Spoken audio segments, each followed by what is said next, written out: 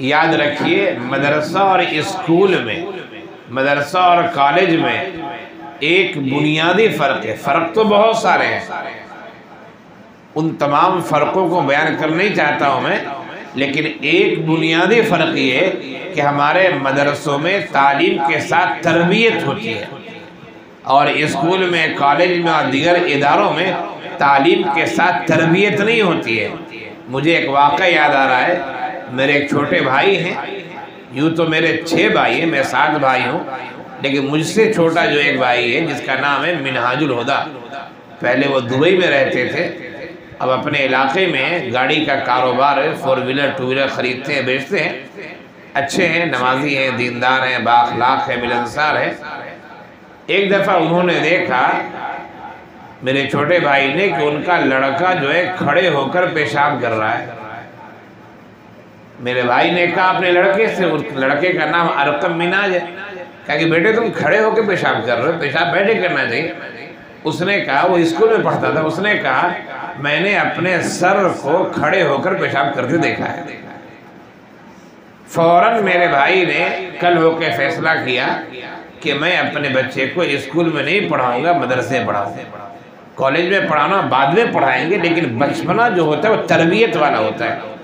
बच्चा जिस चीज़ को देखता है ना, उसको अख्ज़ करता है। आप उसे बताएं या ना बताएं, कुछ बोले या ना बोले, लेकिन बच्चा हमें जो करते हुए देखता है ना, बच्चे के दिमाग में वो चीज़ बैठ जाती है और फिर वो उसको अमली जामा पहनाता है।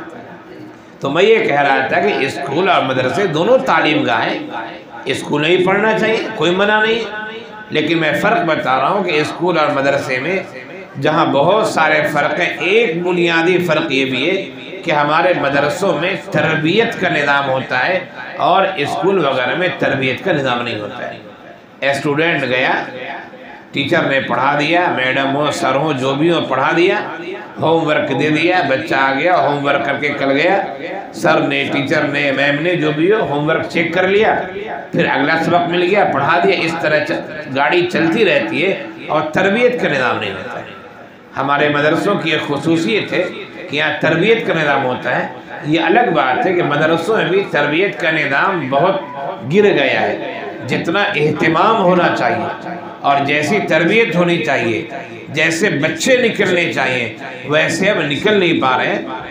लेकिन आप काबिल मुबारकबाद है कि आपको तालीम के साथ तरबियत दी जा रही है।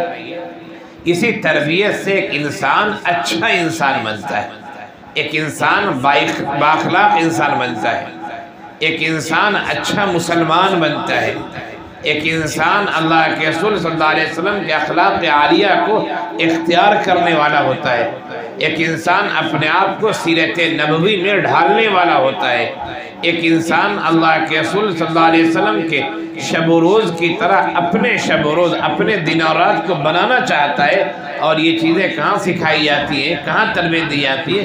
तो ये मदारिस इस्लामिया में तरबियत दी जाती है। लिहाजा आप तालीम के साथ साथ तरबियत को भी इख्तियार करें, जैसी तरबियत आपकी की गई है, और उस तरबियत पर मजबूती के साथ आप ढलें, मजबूती के साथ उस तरबियत पर कायम रहें। और उस तरबियत का असर मदरसों की चहारदीवारी के बाहर भी होना चाहिए, गैरों से भी होना चाहिए।